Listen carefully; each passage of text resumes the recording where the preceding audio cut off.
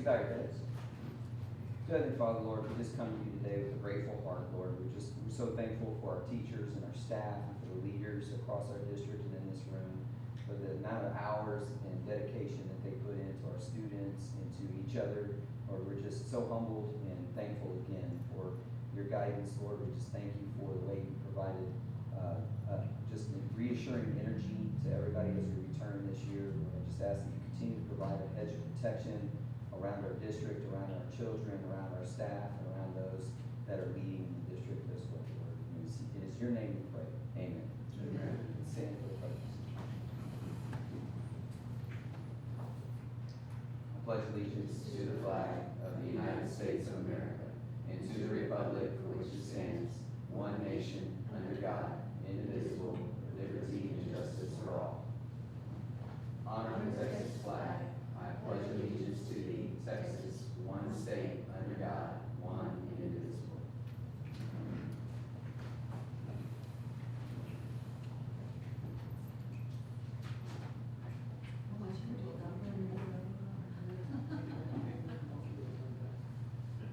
All right, no public comments?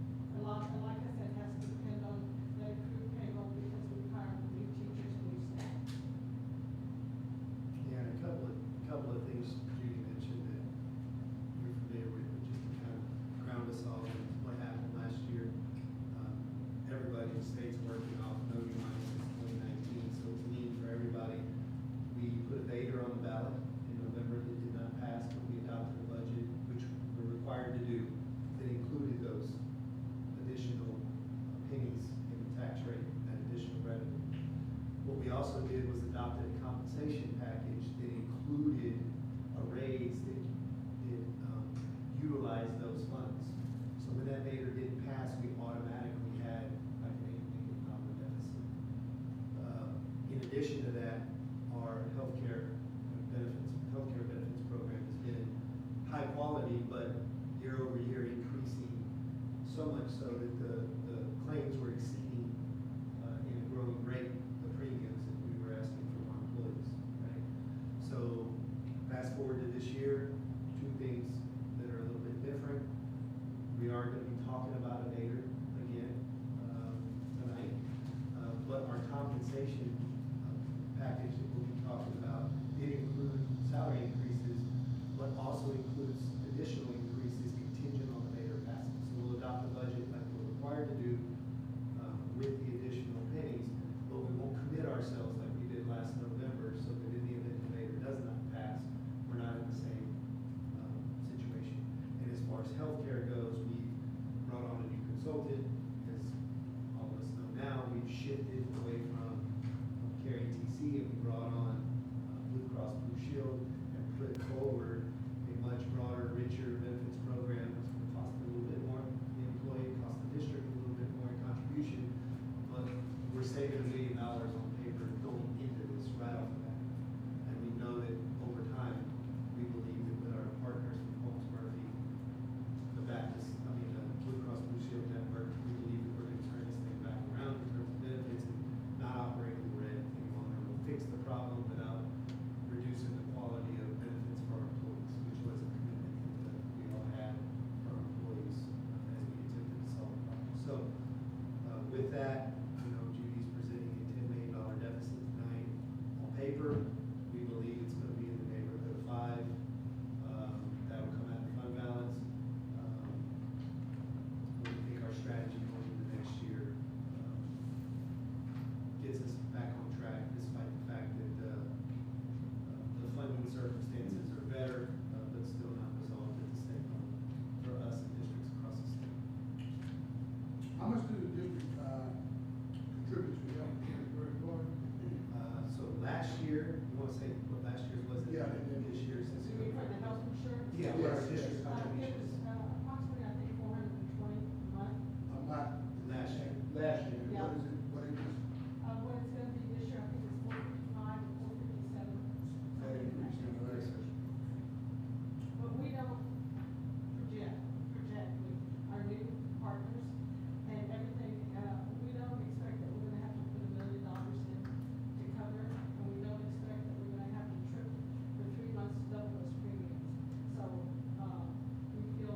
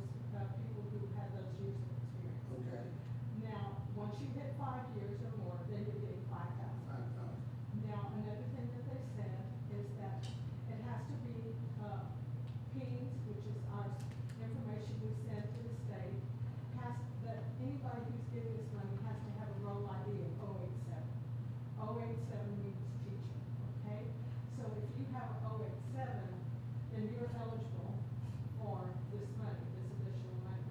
If you don't have an 087, which athletic trainers do not, their speech and so forth, then they're not eligible. So this revenue is coming from the state. Yeah, that's no different if you don't have. Some districts, or all districts, could have chosen to give even the non-eligible the same raise, which you would not be funded for. Because of our financial situation, in most districts' financial situation across the state, they did not do that. Trent, they don't have, teacher certificates? They don't even have to have a teacher certificate if they're covered to 087 kids. Depends on You their mentioned side. that. Athletic trainers. Athletic trainers, they're covered to another account, people's code, so they can't get it. Yeah. And all the stipends for coaches remain the same? They remain the same, And, no changes. yeah, Yeah, they remain the same. So the teachers got, we got funded from the state with HB two. Did any supporting staff get any? Oh, yes, they gave us a whopping $45. Yeah, For our ADA, which only came out to a little over 400,000. And the 2% that we gave everybody, because it's not a legislature, was almost 900,000. So they did not fund that part at all. Right. And that's not even including the administrators. Well, the other thing is, this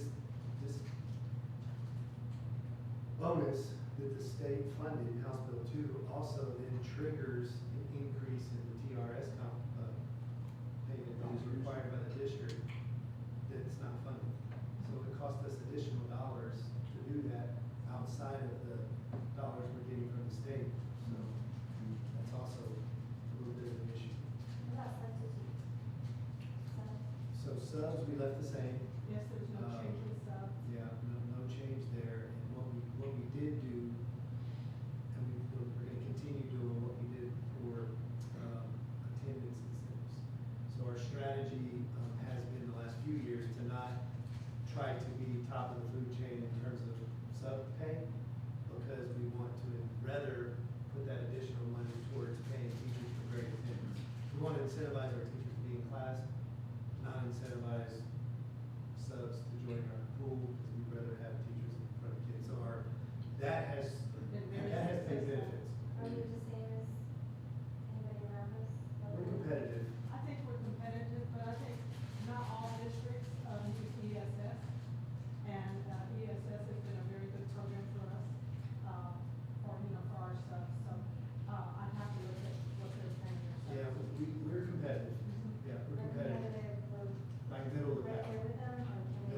Middle of the pack. Would there ever be room for that as an option, potentially? Is there anything that we can entertain? I know we want to keep our teachers in there, Yeah. but we have to put stuff. Yeah, I think if the Vader passes and we do that salary study in the spring, we'll see what that market looks like and see, what we'll do with that study is bring to the board kind of every job classification and say how far they are from the market or, either way, and then make some recommendations and see what the board, wants to land on. And so we can have that conversation in the spring for next year. Anybody else? Thank you so much. Appreciate you. Yeah. Madam President, I recommend board approval of the 25-26 employee compensation schedule as presented. I have a recommendation from the superintendent, do I have a motion? So moved. I have a motion from Mr. Morphy, do I have a second? I have a second from Ms. Wizenhut, all those in favor? Aye. All those opposed? Motion carries. Next item is 6.3, discussion and adoption of the 2025-2026 proposed budget. Trustees, so now taking a look at the 25-26 budget for the general funds, child nutrition fund, debt service, and construction fund. Turn it over to our CFO, again, Ms. Judy, to provide the board an overview of the proposed budget. Y'all will need to approve this, the one sheet that lists all four of those different funds that y'all have to approve. I'm happy to say that this is with the rate of pass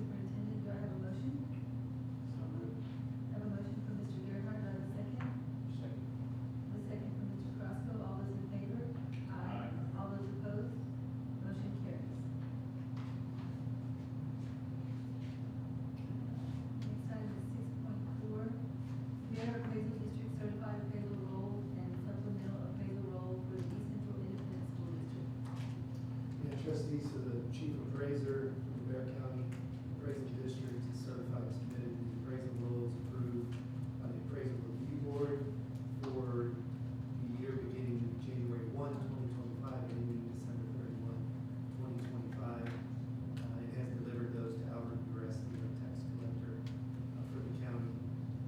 The statement of the total amount appraised as of January 1, 2025. So the entire appraisal is included in your packet. In summary, we didn't see any taxable value increases, though we definitely saw an increase in values. But with the $140,000 homestead exemption up from $100,000, our taxable value essentially remained flat. So in recent years, we've seen about $1 billion in additional taxable value each year over year. We would have seen that same thing this year or something similar, but again, the increase by the legislature from $100,000 homestead exemption to $140,000 kind of flattened our taxable values. And just by way of the funding formulas, that essentially just means that our local share and state share is going to stay similar in terms of the percentage of our budget. If our values locally would have been up, then the state share would have went down proportionately. So at the end of the day, it's just for your information, essentially, it wouldn't really change much. Any questions? Okay, trustees, I recommend board approval to accept the certified appraisal roll for tax year 2025 for the East Central Independent School District as presented. We have a recommendation from the superintendent. Do I have a motion? I have a motion from Ms. Friedenreich. Do I have a second? Second. I have a second from Mr. Wilkie. All those in favor? Aye. All those opposed? Motion carries. Item 6.5, appoint designated officer responsible for calculating and reporting the no new revenue tax rate and the voter approved tax rate. So trustees, now that we have our certified values, the board has taken action to approve those. Now the board needs to identify an appointed member of the district who's responsible for them taking that information and calculating our tax rate. So the designated officer that you guys appoint will be responsible for submitting that tax rate calculation form, which is used in calculating those tax rates to the county assessor, collector, for which all of our district is located within, which is Bear County. So we're gonna be recommending our CFO, Judy Burns. We have to answer your questions about that.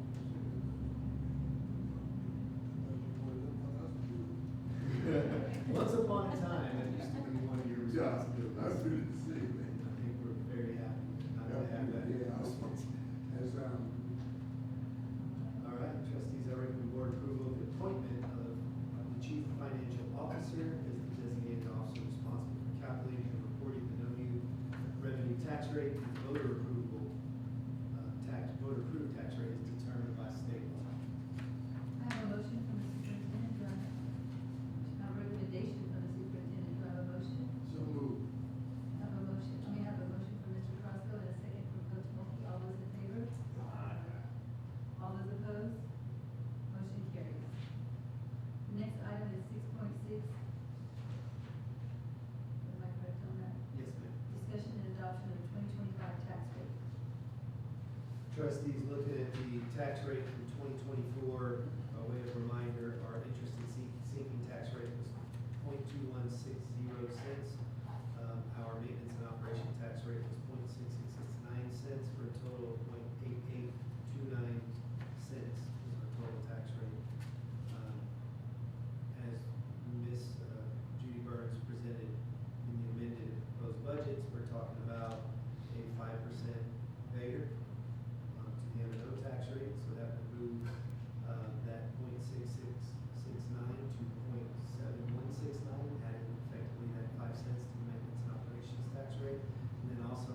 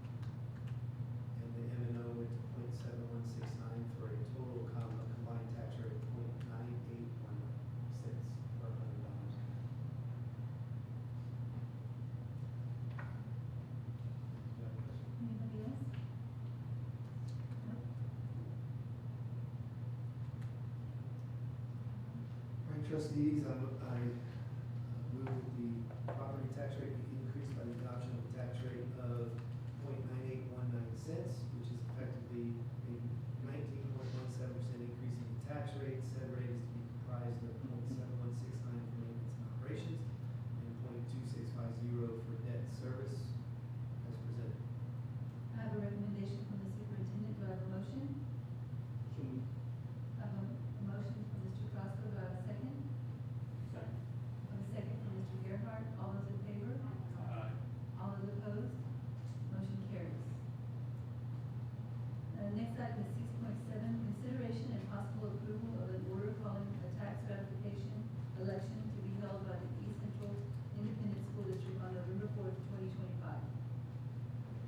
So trustees, what we thought we would do tonight is share a short slide deck that we believe, it's a draft for now, that would be utilized for all of us and our staff and community to educate ourselves about why the Vader and what would be the impact of the Vader.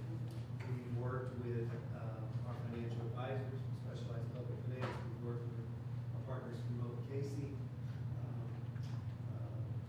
We've worked with our CFO to ensure that we have the most precise information possible and that we can cite all of the sources of this information so that the public knows this isn't a story that we're trying to tell, these are the facts. And so this is a first pass at a tool that we believe we can all utilize to help our community understand what we're proposing. So I'll turn it over to Mr. McKay, and him and I will just kind of talk through the slides with you and answer any questions you may have. And you have a hard copy of the deck. I believe there's 14 slides, seven pages front and back, that we'll be kind of talking through. Most of this will be very familiar to all of you. Thank you, I appreciate it. Like Mr. Scott said, it's definitely a draft, it's still a work in progress. But as you're very well aware, we also know it's important to our community how schools are funded. And they're seeing if their property values are raising, where is that money going? We have this misconception that just means you must have growing budgets with not understanding that necessarily that as we see property values increase, so our revenue, local revenues increase, state share decreases. So we continue to drive that home. You know what I'm saying? Our bucket is still the same, regardless of what's happening around us. And our state still determines what our need for that funding is. So that all comes from Texas. And then the second qualifying for that is that do you currently have enough local dollars to fund your needs for your district? And the answer to that is yes. Like we have some very property well districts across the state, even in our local area, they don't receive any state funding. If your answer is that no, and the state supports whatever the gap is that's in that, to fulfill what that bucket is. So currently, right now in East Central, our state share is 49.3%, and our local share is 49.4%. It doesn't equal 100. That's because what fills the gap is also federal funding. It's also in that mix that's there. And anytime through, if you have a question, don't hesitate to ask. So we do want to remind, we are the lowest tax rate in all of Bear County. So we're still at the very top right now when it comes to tax rate, which is really great. I appreciate that. I live in the district. But there's a cost that comes with that, and that's on the next slide. And if you go back one, just real quick, you just approved a tax rate of 98 cents. You can see there that assuming the tax rates for the other districts in the area do not change, we can flip the top spot out of line Without down loans. by That's it. 2 pennies. That's it. So, as you're aware, we do have the lowest per pupil spending in all of Bear County. So we spend less per student than any other districts in the area because of our tax rate where we're at right now. But where's our return on our investment? So even though we are the lowest tax rate, and although we do have the lowest per pupil spending, you can see, and as much as we talked about most recently, as we celebrate successes, that we're still getting the most out of the dollars that we can. And you can tell that from our 96 overalls districts, CCMR accountability, we have 3 A-rated campuses now, expecting many more next year, and we have 2 B-rated campuses, but also to celebrate, we saw some massive gains this year from other schools. So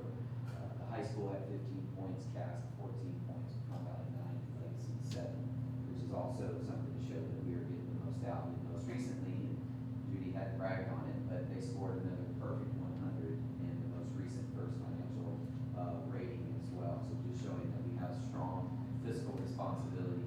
And on that 100, there were 5 districts that received 100. 3 were the DOD schools, Department of Defense schools, which is what happens every year, just by nature of the way they're funded. Somerset, that's the only 100s. Definitely conveying solid stewardship and transparency when it comes to the way we're utilizing our community resources, taxpayer resources. And what we'll probably add to that slide, now that it's confirmed, will officially be confirmed tomorrow at 4 o'clock when they're released, is we did receive 15 distinction designations for exceptional performance. And just by way of reminder there, I know I sent a couple emails out, that basically the state takes 40 schools that look most like you in the state, and you have to consistently be in the top 10 in order to be identified for a designation. And in many cases, you were at the top. So Highland Forest, for example, completely blew the curve in the 40 schools that they were categorized with. And they received 5 out of a possible 6 designations. So this is not just their rating, this is exceptional performance when compared to similar communities and similar schools. Prior to this year, in the last 15 to 20 years, we've had 3 combined. We got 15 this year. So that's something we want to convey as far as ROI. While we're spending the least per the education of the child, 19 of 19, their investment is being utilized in the most efficient, effective ways possible. And we're not satisfied, complacent, and know that the best is still yet to come. So we just want to convey that to the community in this conversation. Yes, sir. From your email, you mentioned something about the CAS school that you're going. Yes, sir. Can you? I will, yeah, thanks for asking. You want to do it now? Yeah, I can do that Okay. now.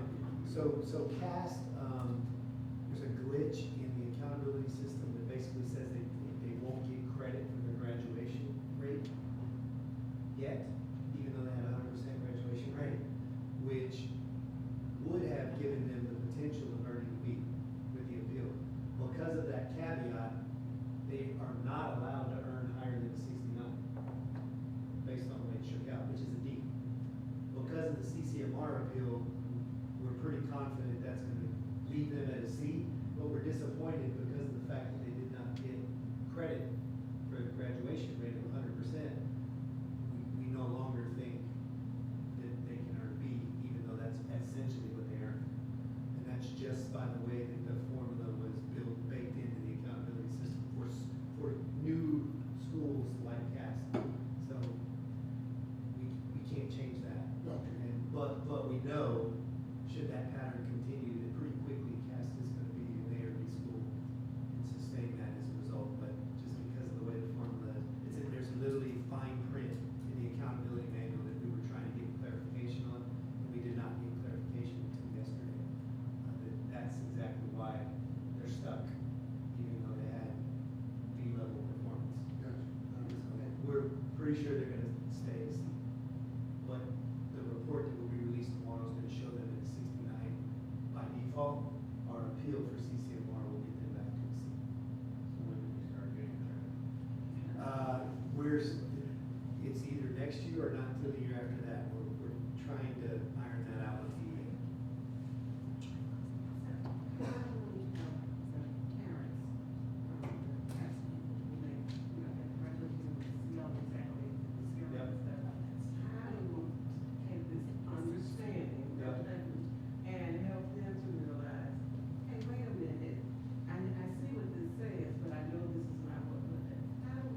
So we're gonna try, it's really unfortunately confusing, right? The whole purpose of the A through F rating was supposed to simplify everything. And under the hood, it's really complicated. But we're going to try to do our best in, as we communicate all of this publicly, website, social, all of the different channels, when we speak about CAST, we're gonna try to explain that. And using TEA language, we don't wanna, restate or, misquote, right? Point to the manual, the asterisk,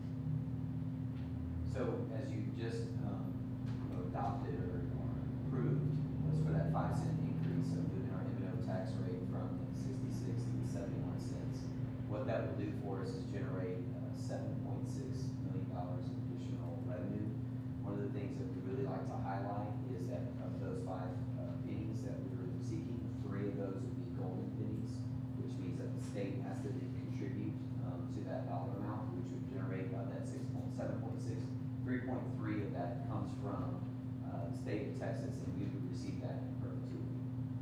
And the important thing to note there is that $3,300,000 is going to go to some other community. It's going to be allocated for public education in their budget. By passing this TRE in November, what the East Central citizens are doing is unlocking that $3 million from somewhere else and bringing it back to East Central ISD.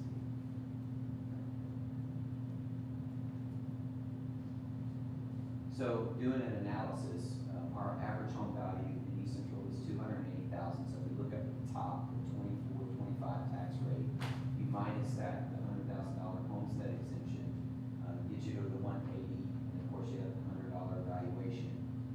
At our previous tax rate at 88.29, the average $280,000 home, their district tax rate was $1,589.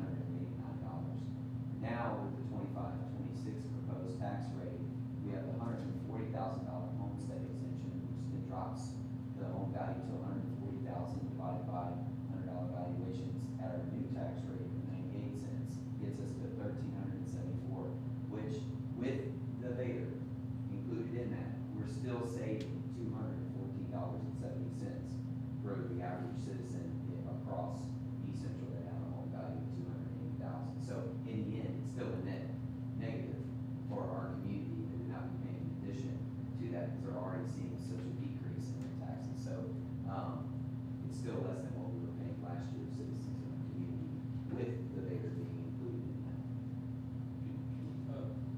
Go back to the pennies. I just wanted to, so we're using 3, and have we used any of the others? Because I believe we can use up to 5. How many? Will this be all 5 that we can use? Yes. Yes. So The we'll board access- the board has adopted the 2 that you could. Yes, sir. That's all we have left. Great question.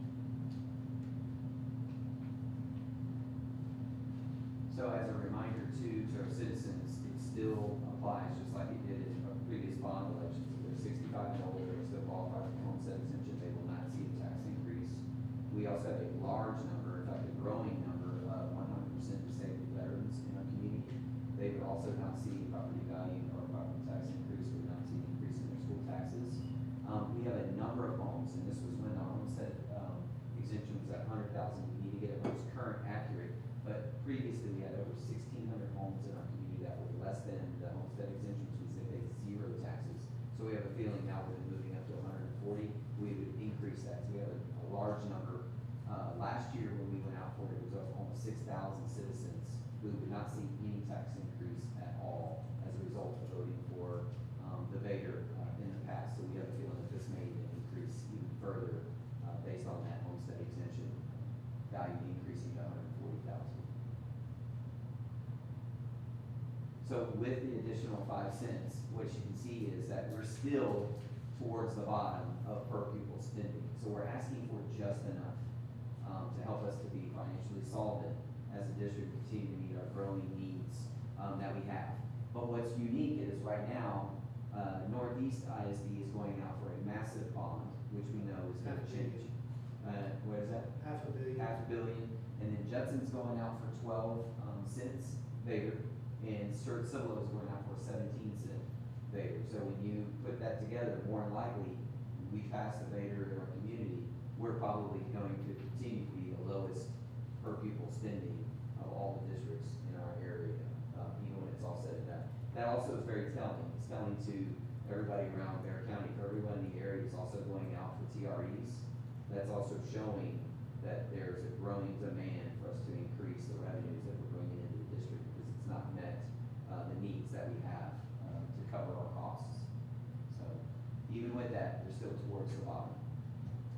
So where would that money go? As you've learned and you know previously, we continue to make budget reductions. So for the last 2 years, we've dropped our budget by 10% to try to do the best we can to balance. As Ms. Burns spoke about earlier, Judy, she's mentioned that we're near a $5 million budget deficit, so we're at 4.6.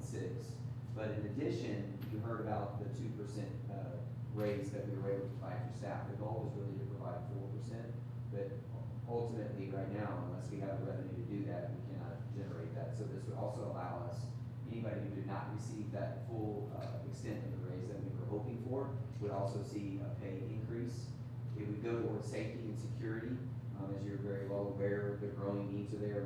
Much of that is unfunded. This will allow us to continue to advance our safety and security measures for our campuses, and to continue to make sure that we have an armed officer at every school as well as required by statute. And with Ballard opening up next year, and with Victory opening up as well in our subsequent schools, this additional revenue to help us continue to make sure that we're able to recruit and retain and keep some of the best officers in our area to be there. And then last but not least, we want to continue to provide the best benefits for our staff across. So that money, that's how that money would go across the system. So, Quick question on the police officers at every campus. Right now, we share at Oak Crest and Heritage. yes, sir. And then, so there's not one at every campus. When the Vader passes, we would have one at Oak Crest and one In at an optimal Heritage. position, that's the idea, we would like that, and we still meet the letter of the statute. Right. Because if they're on the same premise, you can have an officer that can control based on the number of students that are there, but ultimately, we would like to have. Yeah, that's one per still school. a Yes, sir. concern of mine, because I know that they're on the same Yes, sir. ground, but they're not. Yes, sir. I know that definitely there's, I mean, just optics I can see, and I know you guys are doing the best you can, and I know our PD is doing the best they can, but it's, Yeah, it I think we need to meets the- push that, you know, It's that. the letter of the law, but it's not optimal. Right. Right, we would rather just have- need to really push that. Yes, Yes, sir. sir. Absolutely.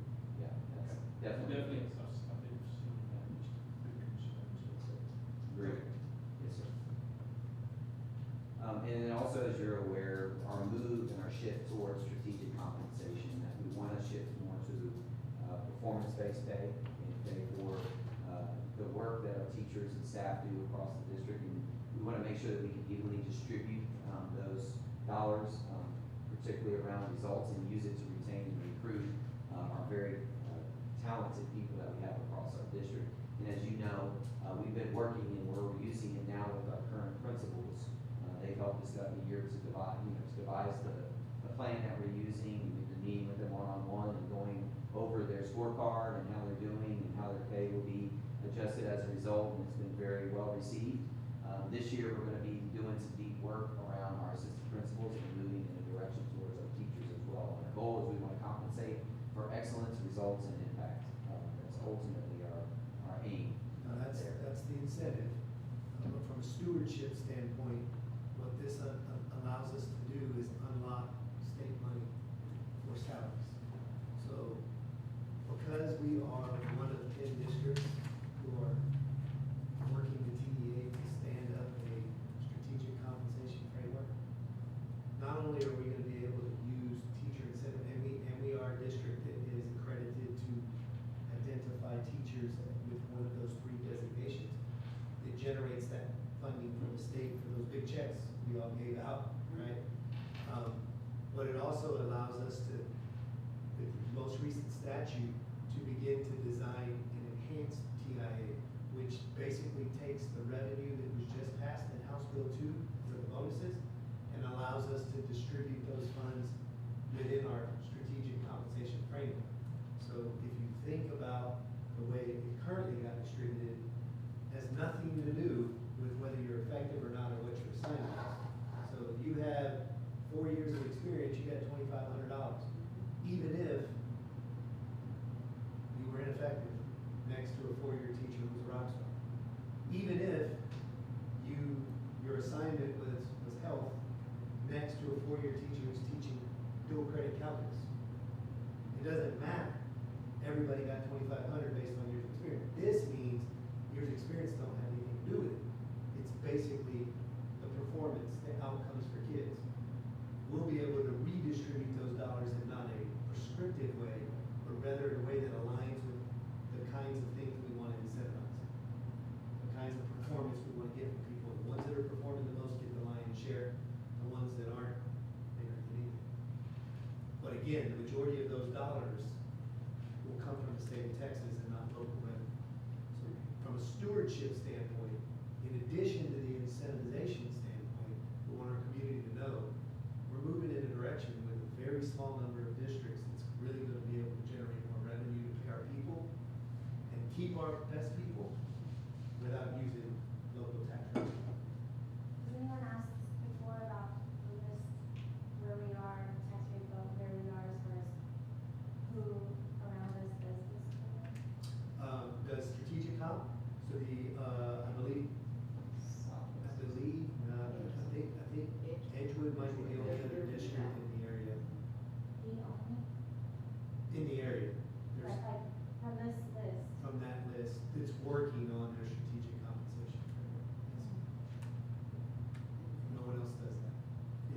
yet.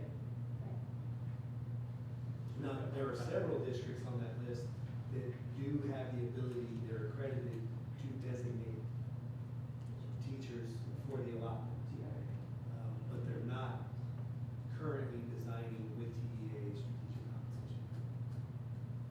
So they won't yet qualify for the enhanced TIA, which allows us to unlock all the additional money that just passed the House Bill 2 and put it into the pool that now distributes it based on our framework that we're building out. Built it out for principals. We're currently designing it for teachers with a partner that is funded and assigned by TEA. So we're basically getting technical support to help us do it the right way based on research, based on proof of concept. We're not, taking a guess. It's gonna be proof of concept. It's the way it's gonna be designed out with technical support to help us get there. So be vetted, be developed thoughtfully, in a way that's been proven to be effective and the most, responsible way to distribute compensation increases. Last year was principals, this year you have Yeah, so, principals and teachers. so this year, is, we designed it, principals have a scorecard, that then we show them if we were paying you based on it, here's what it would be. So we made some, decisions for compensation where everybody else got 3% or 2%. Principals was depending on their scorecard, how we allocated it. Some got none, some got quite a bit. But it's a step towards what it will be, because it's all based on a 2-year average. We'll together be working on a superintendent scorecard. It's going to align.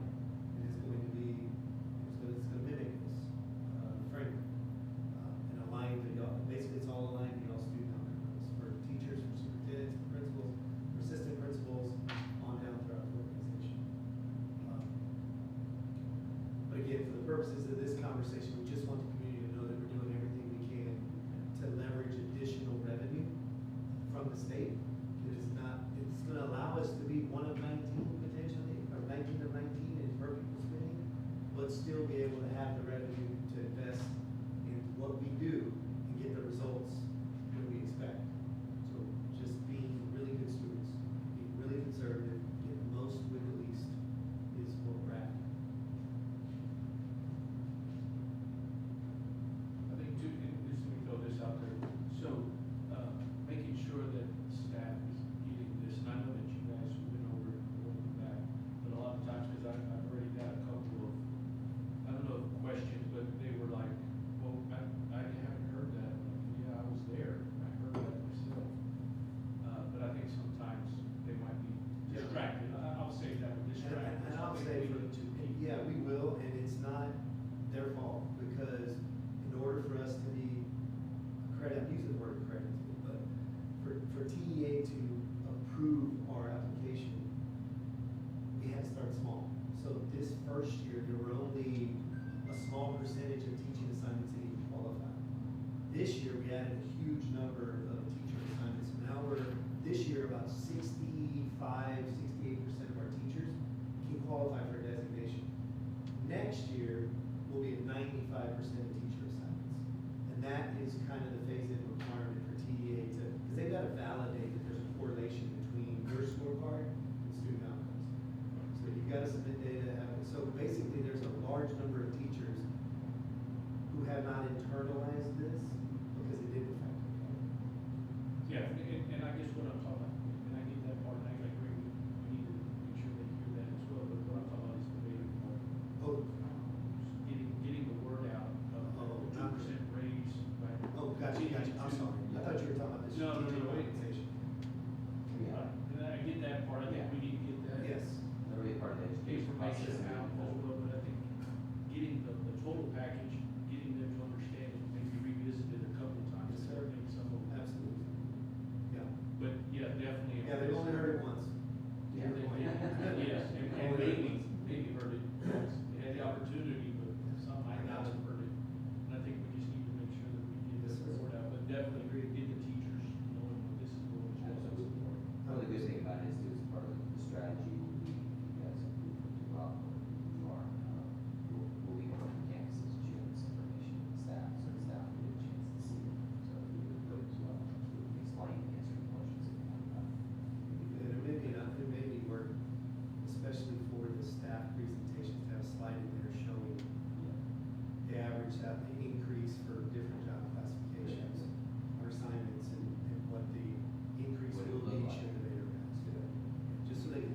hard numbers. We can do that.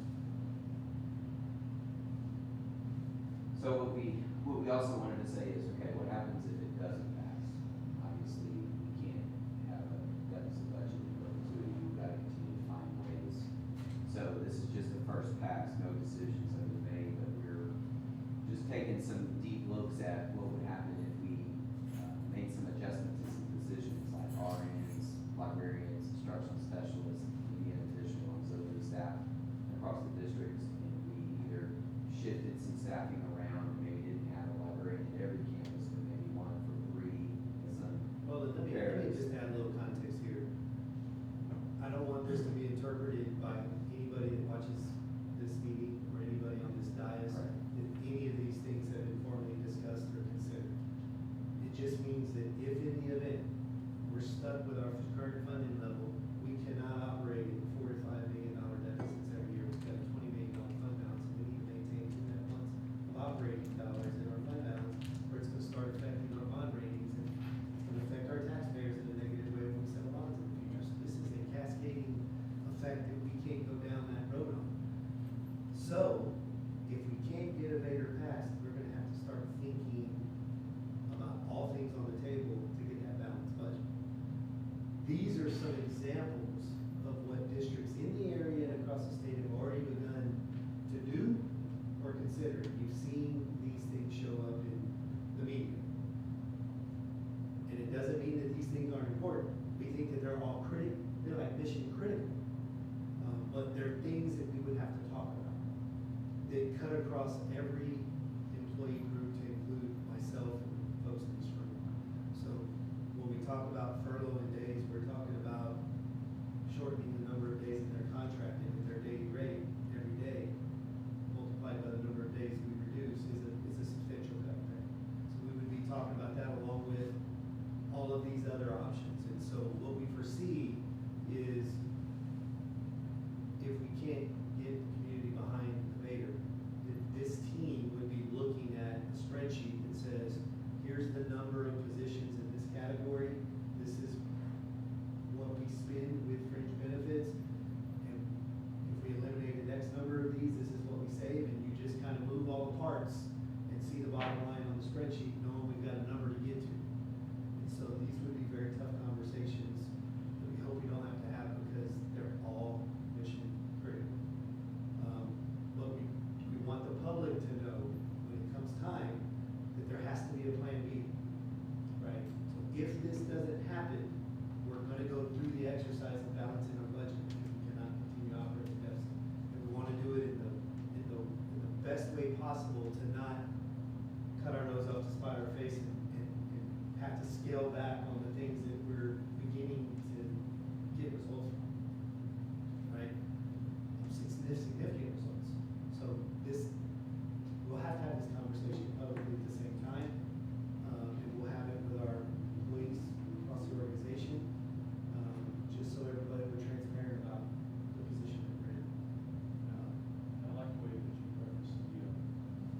This is not happening, but it could, because I guarantee it would be.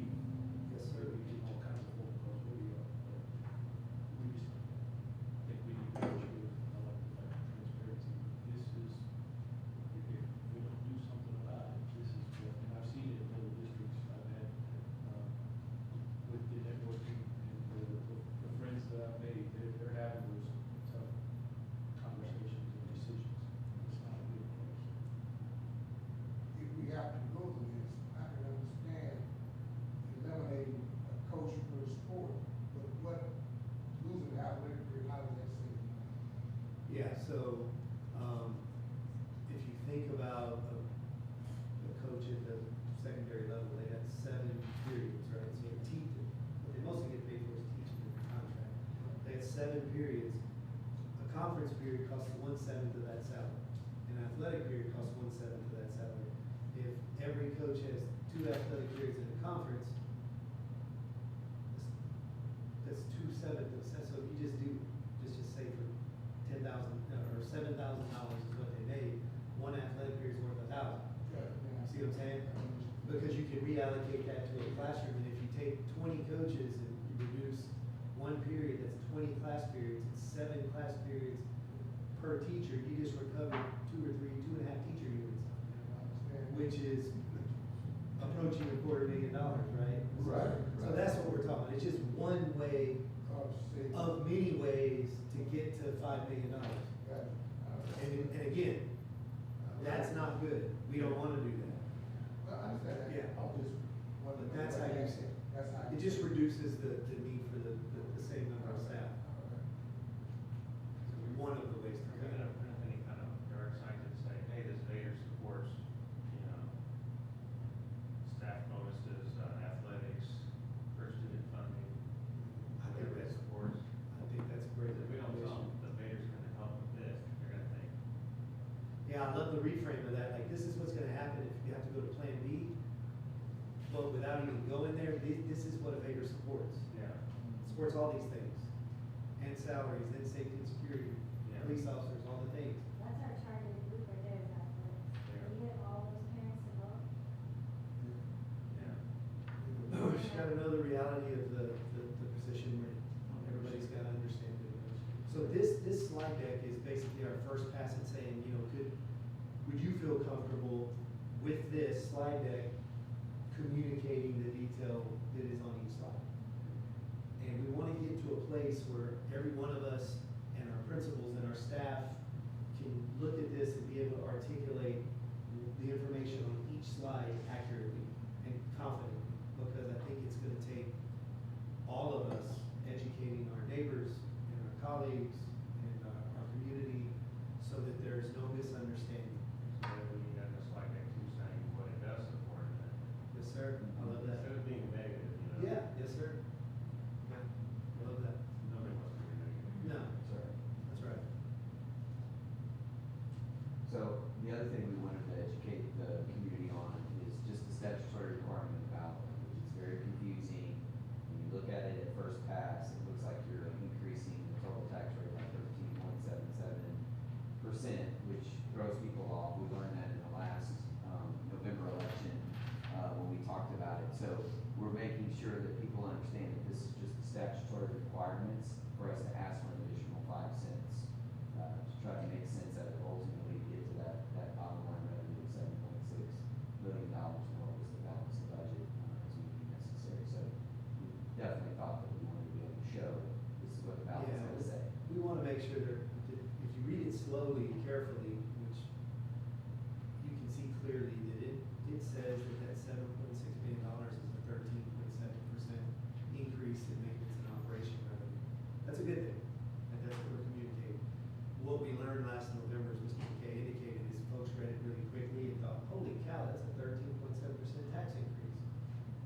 And they didn't read it carefully. So we just wanna make sure that the wording, and this wording is, the script is by law. You can't add any clarity in any way, so it's gotta be worded exactly like that. 5 cents is supposed to be 0.7. Basically said. So just in summary, we have the lowest tax rate in Bear County, we have the lowest per pupil spending. We do have a current budget deficit. We want to unlock that 3.3 million from the state, get that in perpetuity. We'd rather come to East Central than to go to other districts in our surrounding area. As Mr. Ciscano pointed out earlier, we want to make sure that all staff are able to receive their just wage and get the pay increases that we want. We continue to make sure that we level up our safety and security, provide an armed officer for every campus. We continue to make sure that we provide the benefits that we want for all of our employees in the ISD.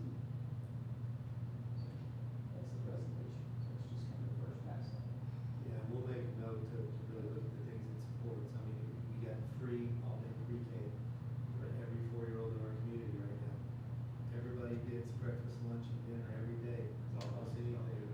You know, all of our athletic programs are set up comparably to the athletic programs of the schools in our district. That's how we're staffed. We're staffed to be comparable. So we give our kids and our employees the best opportunity to compete and perform at the same level. Not excessive, just at the same level comparably. So this Vader supports us being able to continue to do that.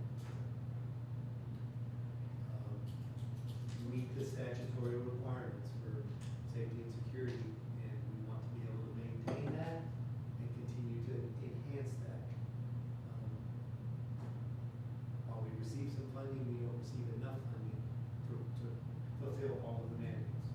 There's a delta. Yeah, indicating all of those things would be very informational. Any questions? Thoughts?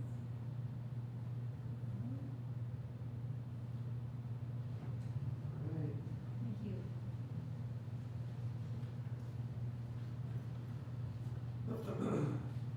Trustees, I recommend board approval of the order calling a tax ratification election to be held by the East Central Independent School District, making provision for the conduct of a joint election and resolving